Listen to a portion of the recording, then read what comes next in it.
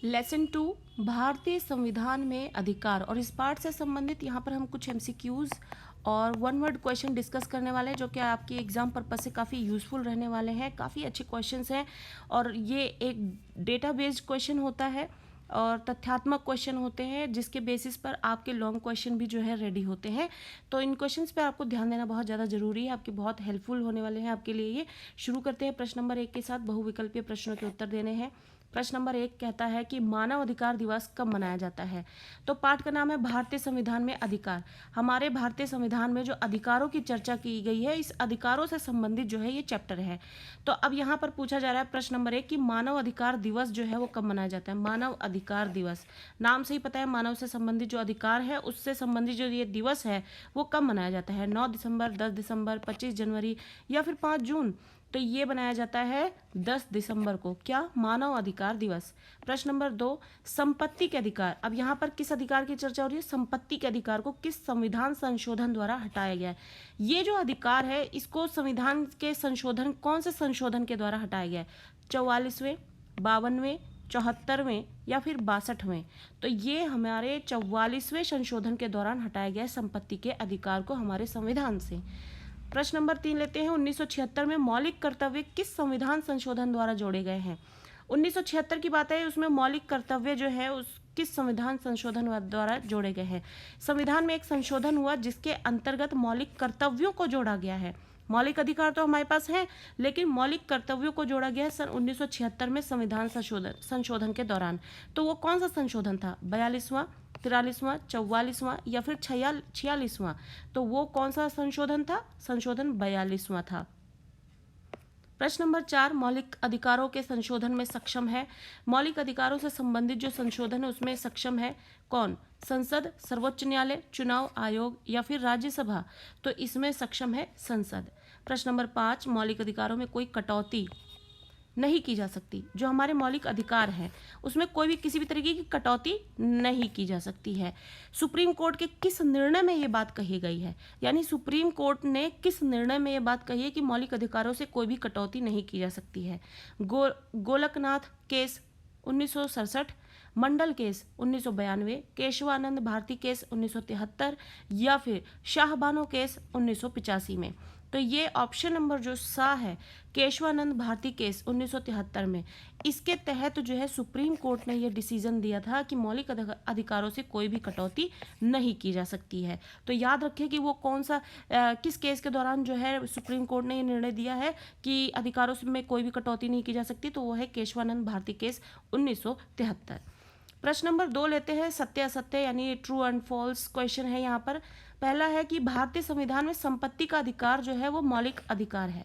तो यानी जो संविधान में हमारे अधिकारों की चर्चा की गई है उसमें संपत्ति का अधिकार जो है मौलिक अधिकार के अंतर्गत आते हैं। तो क्या यह बात सही है?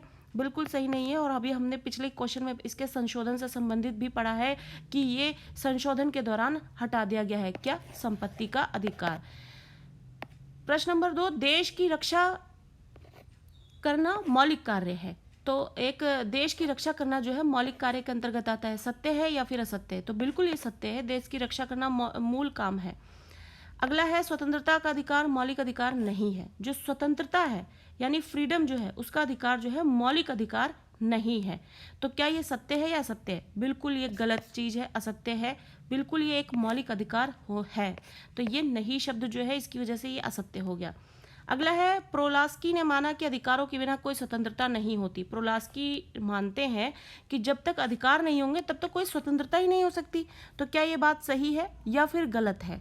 तो ये बात जो है 100% सही है कि जब तक अधिकार नहीं होंगे तो स्वतंत्रता नहीं हो सकती। अगला है अनुच्छेद 32 संवैधानिक उपचारों का अधिकार है।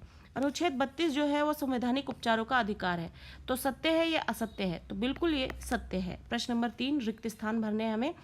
पहला मौलिक अधिकारों का डैश संरक्षक है। तो कौन है संरक्षक? सर्वोच्च न्यायालय।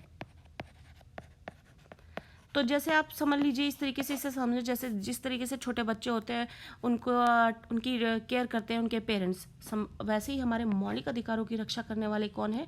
सर्वोच्च न्यायालय है। तो आगे बढ़ते हैं। संपत्ति का अधिकार संपत्ति का अधिकार क्या है? वो है विधिक अधिकार। अगला प्रश्न है, अधिकारों का घोषणा पत्र की मांग भारत में डैश उठाई गई। अधिकारों के घोषणा पत्र की जो मांग है वो भारत में कब उठाई गई? सन 1928 में।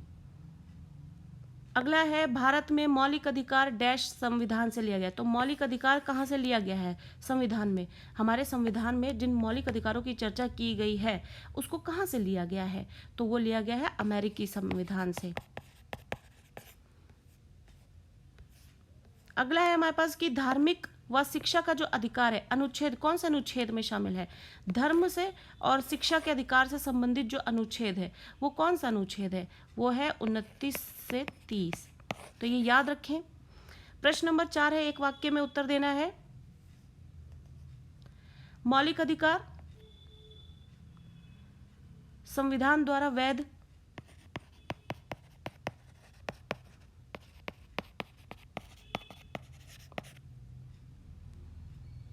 दक्षिण अफ्रीका संविधान कब लागू हुआ? तो वो हुआ दिसंबर 1996। तीसरा, मौलिक अधिकारों का जो वर्णन है वो संविधान के किस भाग में है? तो हमारे मौलिक अधिकारों का वर्णन संविधान के किस भाग में है? तो वो भाग 3 में है।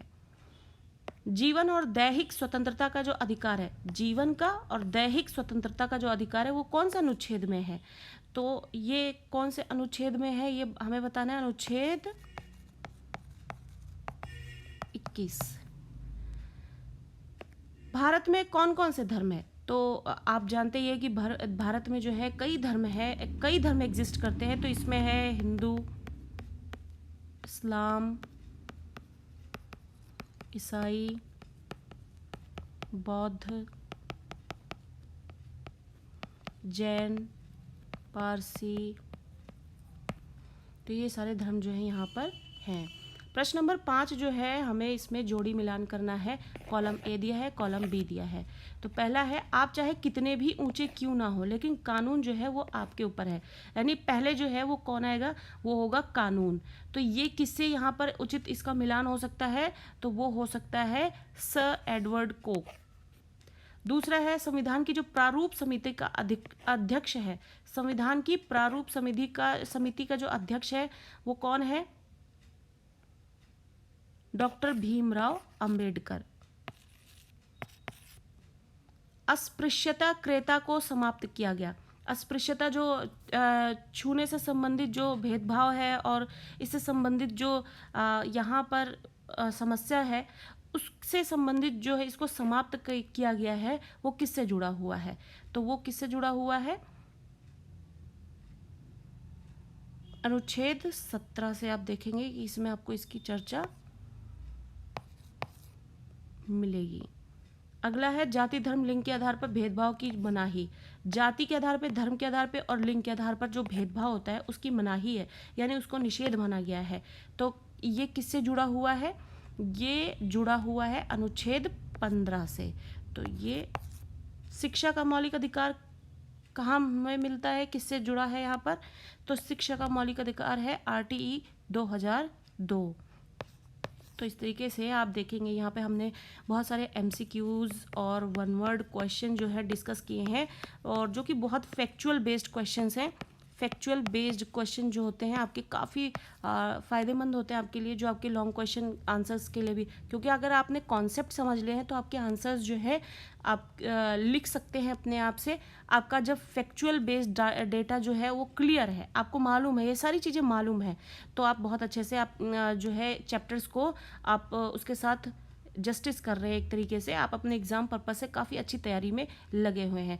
आई होप कि आपको ये चैप्टर बहुत यहाँ पर जो हमने इससे रिलेटेड जो वन वर्ड क्वेश्चन और MCQs डिस्कस किए हैं वो आपके लिए बहुत ज़्यादा हेल्पफुल होने वाले हैं। और इसी तरीके से पढ़ते रहें और चैनल के साथ यूँ ही बने रहें, जिससे कि आपके साथ हम यूँ ही और भी MCQs और वन वर्ड क्वेश्चन डिस्कस करते रहें, आपके एग्जाम्स की अच्छी प्रिपरेशन करवाते रहें।